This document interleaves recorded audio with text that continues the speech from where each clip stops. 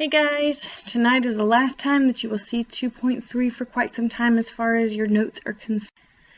We're going to go through and talk about 2.3 for the last time, talking about the judicial branch specifically. You're identifying the function and powers of the three branches of government. Your vocab is jurisdiction, judicial review, and Marbury versus Madison. Alright, so the judicial branch, guys, is found in Article 3 of the Constitution, and it lays out the idea of the Supreme Court and the lower federal courts, which basically it says that Congress can, from time to time, ordain and establish or create. So the Supreme Court is specifically described in the Constitution, just not very well, and you'll see why. Basically, it says that they're going to interpret the law. So everybody thinks that if they don't like the decision that is made in some other court, they can just automatically appeal to the U.S. Supreme Court. And U.S. Supreme Court doesn't work out that way, okay?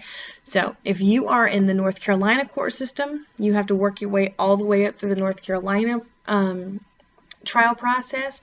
So let's say you start out in North Carolina Superior, you move on to North Carolina Court of Appeals, then you move on to the North Carolina Supreme Court, then you go over to the U.S. District Court, which is found here on this slide. So, a lot of appeals. After you would go to the U.S. District Court, then you might be able to appeal to the U.S. Court of Appeals. And last but not least, finally, the U.S. Supreme Court. So it's a long process to get it appealed all the way to the U.S. Supreme Court. So the jurisdiction is actually the authority to be able to hear and decide a case. And they have jurisdiction in the U.S. Supreme Court over anything dealing with the Constitution, any federal law, states, disputes, or citizens from different states who might have a dispute, the federal government, foreign governments and treaties, maritime, or anything that happens out at sea, and of course U.S. diplomats. So you can see here the 9 Supreme Court justices in the U.S. Supreme Court. The reason that Mr. Scalia has been kind of highlighted over here on the right-hand side is that he passed away earlier on this year.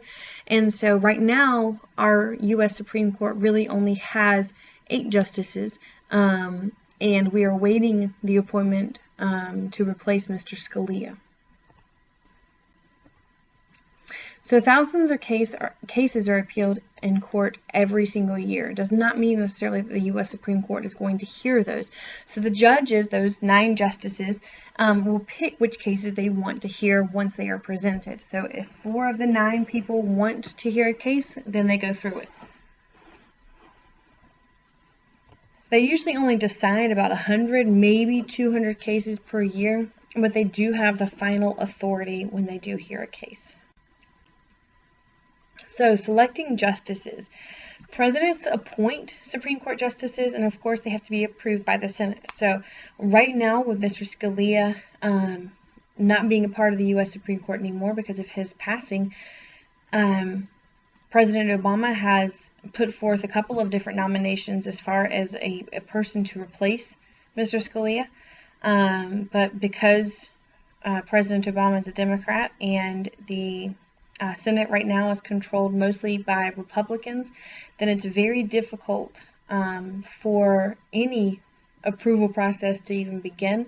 The Republican senators have basically stated that they want the next president to make that decision and to have the authority to be able to do so. So we'll talk a little bit more about that in class tomorrow.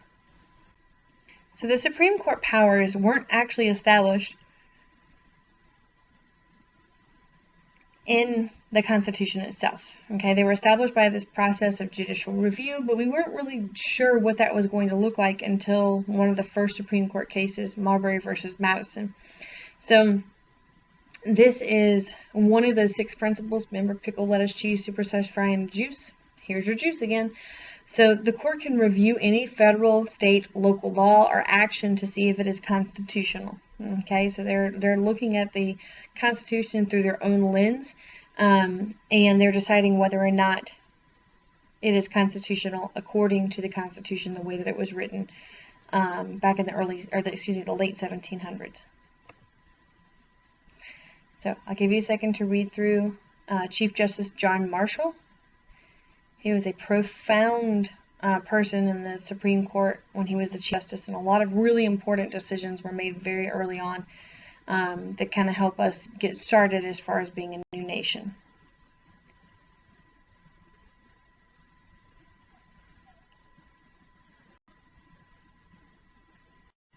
All right.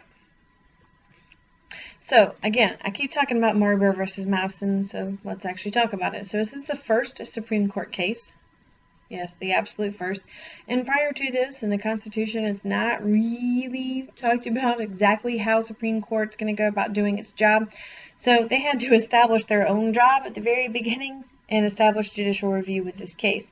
So it basically said that the Constitution is the supreme law of the land, and this provides their check on both the legislative and executive branches. So when we talking about checks and balances between the legislative and executive, or the executive and judicial, or the legislative and judicial, those are all written out in the Constitution.